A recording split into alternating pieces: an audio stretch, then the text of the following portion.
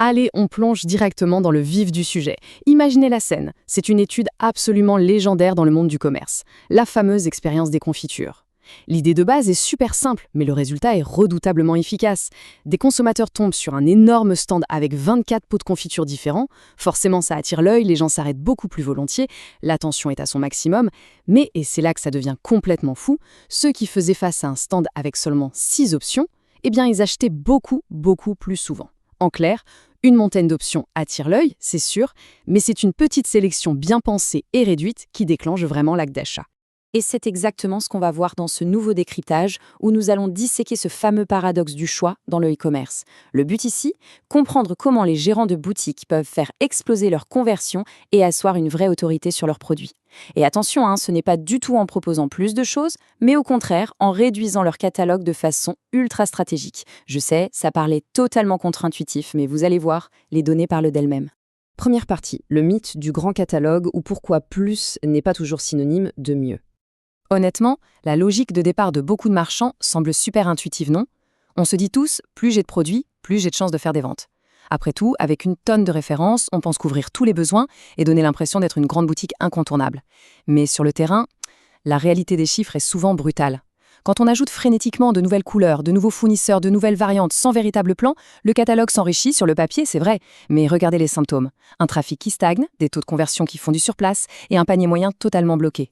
Et le pire là-dedans, les visiteurs naviguent sans fin, comparent, hésitent une éternité pour finalement quitter le site sans rien acheter du tout. Un vrai cauchemar. Il faut bien comprendre une chose fondamentale.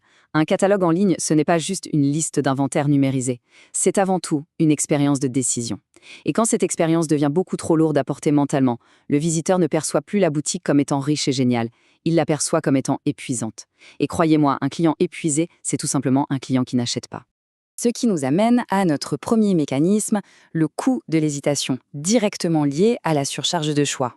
Quand une boutique vous balance trop de références qui se ressemblent, ça ne crée pas du tout d'enthousiasme. Ça crée une peur féroce et paralysante, celle de faire le mauvais choix. Le cerveau de l'acheteur ralentit complètement, il essaye désespérément d'optimiser, de comparer l'incomparable, et boum, la fatigue décisionnelle s'installe. Prenons un petit exemple visuel. Imaginez un site de vêtements qui vous propose 48 t-shirts noirs, presque identiques. On parle de la même coupe générale, quasiment le même prix à 2 € près, et des photos qu'on a l'impression d'avoir vues 100 fois. Au lieu d'offrir une belle variété, cette accumulation crée un véritable brouillard. Le visiteur ne sait pas lequel prendre, et pire encore, il oublie pourquoi elle devrait choisir et acheter maintenant. Mais regardez ce qui se passe si on coupe dans le gras et qu'on passe de 48 à seulement 6 modèles très lisibles. La dynamique change instantanément, c'est le jour et la nuit. Soudainement, chaque t-shirt qui reste a une vraie bonne raison d'exister. La hiérarchie saute aux yeux. Le coût mental pour comprendre les différences entre les produits fond comme neige au soleil et le chemin vers le bouton d'achat devient incroyablement plus fluide. Allez, on passe au mécanisme numéro 2, vendre une sélection, ce qu'on appelle aussi l'effet de focalisation. C'est vraiment ça le secret des meilleures boutiques. Elles agissent comme des assistants silencieux. Elles ne vont pas vomir l'intégralité de leurs entrepôts sur votre écran. Non, elles vont vous offrir une sélection hyper soigneusement pensée. Cette citation sur l'écran résume tout l'enjeu. C'est une mise en scène commerciale. En concentrant l'offre autour de quelques produits piliers, très très forts, la boutique envoie un signal puissant et rassurant. En gros, elle vous dit « Nous connaissons notre domaine sur le bout des doigts et voici exactement ce qu'il faut regarder en priorité ». Et ça donne une confiance absolue à l'acheteur. Parce qu'il faut se l'avouer, un catalogue surchargé, c'est le point de départ d'un cercle vicieux. Tous vos efforts sont éparpillés. Dans les faits, on se retrouve très souvent avec un schéma assez classique. Seulement 12 produits ultra forts qui portent tout le chiffre d'affaires, une quarantaine de produits moyens et un immense ventre mou de 148 produits totalement superflus. Ces 148 produits-là, ils ne rapportent presque rien. Par contre, attention aux dégâts. Ils diluent vos avis clients, ils fragmentent vos données, ils dispersent votre SEO et surtout, ils encombrent inutilement l'espace mental de vos visiteurs. Ce qui nous amène à notre troisième mécanisme, l'autorité produit et le pouvoir de la concentration. C'est sans doute l'aspect le plus contre-intuitif. Réduire le nombre total de références augmente en fait de manière spectaculaire la crédibilité et la force de persuasion des produits qui restent au catalogue. La concentration, c'est là qu'est le vrai pouvoir. Réfléchissez-y 2 secondes.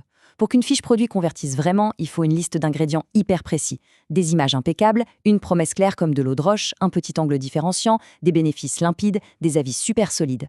C'est la recette du succès.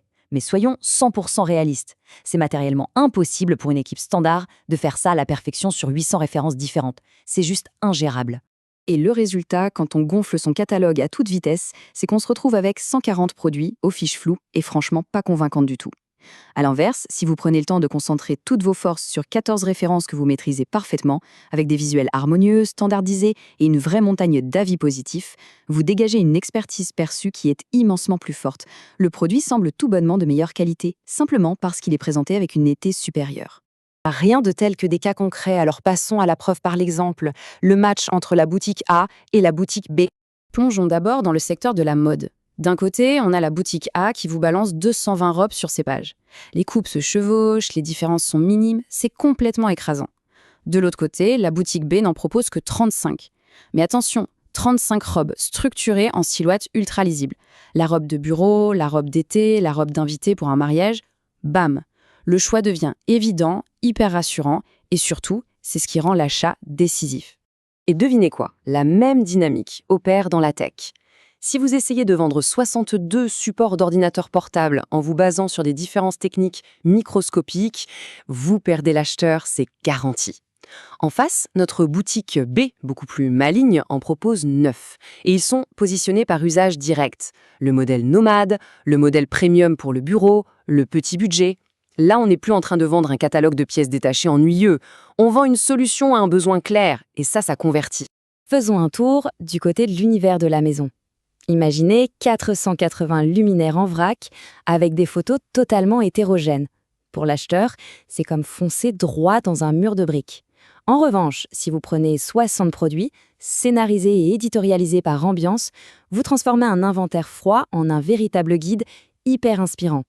En décoration, n'oubliez jamais qu'on n'achète pas une référence technique. On achète une projection, une ambiance chez soi. Et pour clôturer nos exemples, regardons le matériel de sport, disons le running.